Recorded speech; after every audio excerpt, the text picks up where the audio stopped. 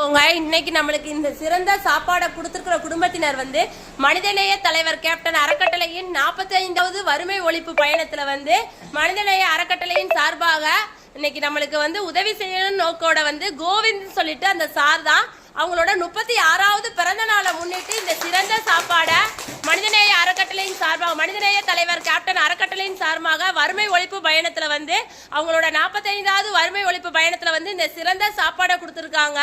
நீங்க அந்த கோவிந்த் சார் பிறந்த நாள் அதுமா கடவுள்கிட்ட என்ன வேண்டிக்கிட்டாங்களோ எல்லாமே எல்லாவித செல்வ வளத்தோட நல்லபடியா இருக்கணும்.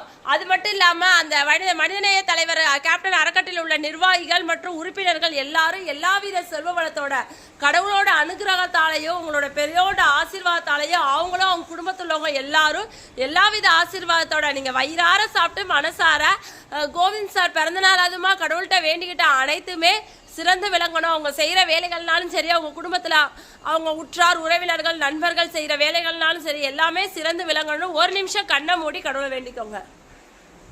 அனைத்திற்கும் முதல முடிவுமானவரே, நீர் எங்களுக்கு அருளிய இந்த புதிய நாளுக்காக நன்றி கூறுகிறோம்.